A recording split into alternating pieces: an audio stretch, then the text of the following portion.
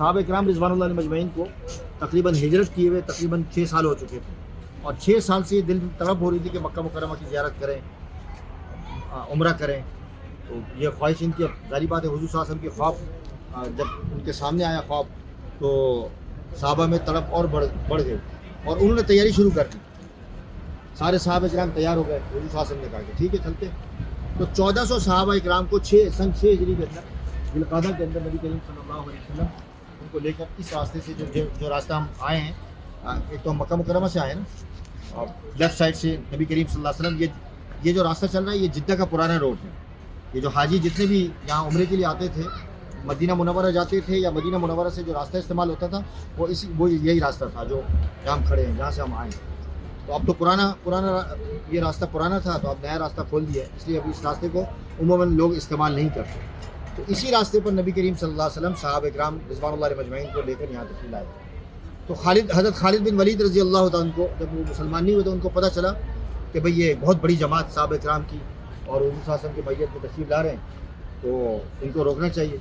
تو وہ 200 کے قریب ایک جماعت کو ایک لشکر کو لے کے نکلے اور نبی کریم صلی اللہ علیہ وسلم کو روک لیا. ظاہری بات ہے کہ پھر وہ ایک پریشانی کا عالم تھا. نبی کریم صلی اللہ علیہ وسلم نے اس موقع پر حضرت خراش رضی اللہ تعالیٰ عنہ کو ایک اونٹ پر روانہ کر کے معاہدے کے لیے، بلکہ وہاں قریش مکہ کو پیغام دینے کے لیے آئے، بھیجا ان کو کہ بھائی ایک قاصد بنا کر بھیجا کہ ہم لڑنے کی نیت سے نہیں آئے، مزاحمت کی نیت سے نہیں آئے، صرف عمرے کی نیت سے آئے.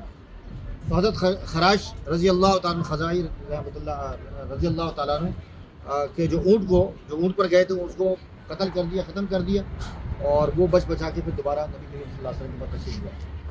پھر اس کے بعد نبی کریم صلی اللہ علیہ وسلم نے حضرت عثمان غنی رضی اللہ تعالیٰ عنہ کو روانہ کیا، اور ان کے کزن تھے، اپنے کزن کو لے کر وہ روانہ ہو گئے. وہاں پہنچ گئے. جب وہاں پہنچے تو انہوں نے معاہدے کی بات رکھی کہ بھائی ہم تو اس پیغام، اور حضور صلی اللہ علیہ وسلم نے کہا کہ وہاں جو مظلوم مسلمان ہیں ان کو بھی حوصلہ دیں کہ ان قریب انشاءاللہ مسلمانوں کی فتح ہوگی، فکر نہ کریں، انشاءاللہ العزیز ہم ان قریب مکہ مکرمہ کو فتح کریں گے، آپ حوصلہ رکھیں. کہ مسلمانوں پر بہت ظلم ہو رہا تھا وہاں. تو یہ پیغام دیا. پیغام دینے کے بعد ان سے معاہدے کی بات کی کہ بھئی ہم یہاں لڑنے کے لیے نہیں آئے، لیکن انہوں نے اجازت نہیں دی، نبی کریم صلی اللہ علیہ وسلم کو اجازت نہیں دی. لیکن حضرت عثمان غنی رضی اللہ تعالیٰ کو کہا کہ آپ کر لیں، عمرہ کر لیں. اب یہاں جو عشق اور معاشرتی کی جو میں بھی راستے میں کہہ رہا تھا نا، کیا میں نے وہ شعر کہا تھا، ہم تمہارے ہو گئے اور آپ ہمارے ہو گئے. یہ شعر جو ہے اس موقع کے لیے ہے کہ حضرت عثمان غنی رضی اللہ تعالیٰ کے لطف و کرم، ان کی نرمی کی وجہ سے انہوں نے اجازت دے دی کہ آپ کیا کریں، آپ عمرہ کر لیں، ہم آپ کو اجازت دیتے تھے. تو انہوں نے اگر وہ چاہتے تو کر لیتے، لیکن اتباع کا جو یہ عالم کا جو یہ نمونہ ہے حضرت عثمان غنی رضی اللہ تعالیٰ نے پیش کیا، عشق کا جو اعلیٰ نمونہ جو پیش کیا، محبت کا جو اعلیٰ مثال قائم کی نبی کریم صلی اللہ علیہ وسلم سے کہ بھئی کیسے ہو سکتا ہے میں حضور صلی اللہ علیہ وسلم کے بغیر عمرہ کر لوں. تو انہوں نے عمرہ نہیں کیا. اور ادھر اس کا عالم یہ دیکھیں کہ صحابہ کرام رضوان اللہ علیہ مجمعین ماشاءاللہ سارے کہہ لیں کہ حضرت عثمان غنی تو ماشاءاللہ پہنچ گئے، عمرہ کر رہے ہوں گے اور بڑے مزے کر رہے ہوں گے.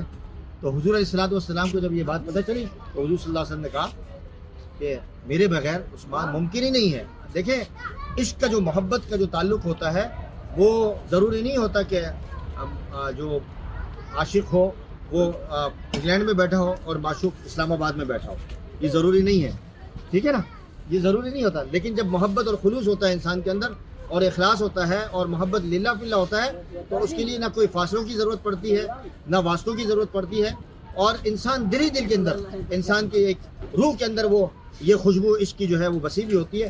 تو یہاں حضور صلی اللہ علیہ وسلم نے کہا کہ نہیں، میرے بغیر عثمان غنی رضی اللہ تعالیٰ کو وہ کبھی بھی عمرہ نہیں کریں گے. اور حقیقت میں کیا ہوا، انہوں نے وہاں یہ پیغام دیا، اس نے حضرت عثمان غنی نے قریش مکہ کو کہ نہیں میں نہیں کروں گا، اور ادھر حضور صلی اللہ علیہ وسلم نے صحابہ کرام کو پیغام دیا کہ نہیں کروں گا. بہرحال یہ ایک بڑی تفصیل ہے، سیرت کا ایک بہت بڑا باب ہے، اور اس میں بہت ساری چیزیں ہمیں سیکھنے کو ملتی ہیں. خاص طور پر یہ جو میں نے ایک عشق اور معاشرتی کی جو بات، ایک حقیقی واقعہ جو پیش کیا ہے، ایک تو یہ بات ہے. دوسرے کہ جو معاہدے کے حوالے سے بعض اوقات انسان کو وقتی طور پر تو یہ ایسا لگ رہا ہوتا ہے کہ میں کسی کے سامنے جھک رہا ہوں. اور صحابہ کرام حضرت عمر تو تڑپ رہے تھے. حضرت عمر فاروق بہت بار بار حضور صلی اللہ علیہ وسلم کے سامنے بات لا رہے تھے، پیغام لا رہے تھے کہ بھائی یہ کیا معاملہ ہے اور ہمیں یہاں یہ ہو رہا ہے، تو حضور صلی اللہ علیہ وسلم نے ان کو بار بار روکا اور تسلی دی کہ آپ فکر نہ کریں. اس میں بھی بڑے بڑے نکات علماء نے بیان کیے ہیں. تو اچھا، اس موقع پر پہلے حضرت عمر فاروق کو کہا کہ آپ تشریف لے جائیں. تو حضرت عمر فاروق نے کہا کہ یہ شاید میں چلا جاؤں تو جو مصلحت، جو آپ حکمت چاہتے ہیں، آپ کی مزاج کے مطابق میں وہاں بات نہ کر پاؤں اور مجھے غصہ آ جائے. تو اس لیے کہا کہ میں حضور صلی اللہ علیہ وسلم میں اس سلسلے میں جانے سے پرہیز کر رہا ہوں اور میں معذرت کرتا ہوں آپ سے. تو حضرت عمر فاروق حضور صلی اللہ علیہ وسلم نے پھر حضرت عثمان غنی کو بھیجا. اچھا، یہ خبر پھیل گئی کہ بھائی حضرت عثمان غنی رضی اللہ تعالیٰ کیا ہو گیا، شہید ہو گئے. اس کے بعد پھر یہاں اس مقام پر جو آپ موجود ہیں، حضور علیہ الصلوۃ والسلام نے صحابہ کرام رضوان اللہ علیہ مجمعین سے کیا لی؟ بیعت لی. اور بیعت بھی عجیب لی کہ قرآن کریم نے اس کو ذکر کیا ہے. اللہ تبارک و تعالیٰ نے باقاعدہ صورت کے اندر ذکر کیا ہے. اور اس صورت کے اندر یہاں وہ جو صورت بیان ہوئی ہے کہ صحابہ کرام کے ہاتھ اور پھر حضور کے ہاتھ اور پھر حضرت عثمان غنی نے ایک اور ہاتھ رکھا، کہا کہ عثمان غنی کی طرف سے، اور پھر ید اللہ، پھر اللہ کا ہاتھ اس میں. تو یہ دیکھیں کہ حضرت عثمان غنی رضی اللہ تعالیٰ کی جو شان ہے وہ کتنی اللہ تبارک و تعالیٰ نے اونچی فرمائی کہ حضور کا ہاتھ اور پھر اس کے اوپر اللہ تعالیٰ کا ہاتھ. یہ بیعت کا یہ وہ مقام ہے جسے کہتے ہیں بیعت شجرہ، یا وہ بیعت جو بیعت کیا کہتے ہیں، بیعت جہاد کہہ لیں. اللہ تبارک و تعالیٰ نے نبی کریم صلی اللہ علیہ وسلم کے ذریعے سے صحابہ کرام سے 1400 صحابہ کرام سے لی تھی. اور اس کے بعد پھر آپ نے دیکھا کہ 1400 کے سارے کے سارے صحابہ نے اس حضور صلی اللہ علیہ وسلم کی بات کو تسلیم کیا. اس کے بعد اللہ تبارک و تعالیٰ نے مکہ کی جو عظیم الشان جو فتح نصیب فرمائی وہ آپ کے سامنے ہے. یہ کہتے ہیں کہ بعض اوقات انسان دبتا ہے لیکن وہ ترقی کے راستے، بعض اوقات والدین جیسے کہتے ہیں نا کہ بھائی یہ بات کرو، لیکن ہمیں جو ہے وہ چیز سمجھ میں نہیں آ رہی ہوتی ہے. والدین اپنی سوچ کے مطابق کہہ رہے ہوتے ہیں، ان کی سوچ ہماری سوچ سے اعلیٰ ہوتی ہے. بزرگوں کی جو سوچ ہوتی ہے ان سے اعلیٰ ہوتی ہے، اور وہ ہم سے قدیم پرانے ہوتے ہیں. ان کی نسبت، ان کا وقت ہر اعتبار سے پرانا ہوتا ہے. ہماری سوچ، ہم پرانے نہیں، ہم نئے ہوتے ہیں. تو حقیقت میں جو نبی کریم صلی اللہ علیہ وسلم کی دور اندیشی تھی، وہ جو سوچا، اس کے بعد پھر اللہ تبارک و تعالیٰ نے جو عظیم الشان فتح سے سرفراز فرمایا وہ آپ کے سامنے ہے. اللہ تبارک و تعالیٰ ہمارا قبول فرمائے. یہ پرانی باقیات ہیں.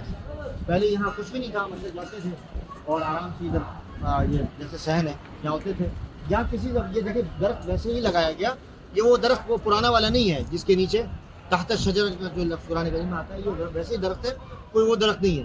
لیکن یہ جگہ تو یقینی ہے، اس میں تو 100% کی بابرکت جگہ ہے کہ یہاں 1400 صحابہ کرام جس طریقے سے مسلمان یہاں ابھی موجود ہیں، یا اسی طریقے سے صحابہ کرام رضوان اللہ مجمعین کے پاؤں لگے ہوں گے، حضور علیہ الصلوۃ والسلام کے قدمین لگے ہوں گے. تو ہمیں یہاں بھی ادب کرنا چاہیے اور وہ عمل کرنا چاہیے جو سنت سے مطابق ہو، اور وہ عمل نہیں کرنا چاہیے جو حضور صلی اللہ علیہ وسلم نے منع فرمایا ہو. اللہ تبارک و تعالیٰ ہمارا علیہ کو قبول فرمائے اور صحابہ کرام رضوان اللہ مجمعین کی قربانیاں دے. یہاں 2 رکعت نبی کریم صلی اللہ علیہ وسلم نے ادا فرمائی تھی، آپ ادا فرما سکتے ہیں انشاءاللہ. جزاک اللہ.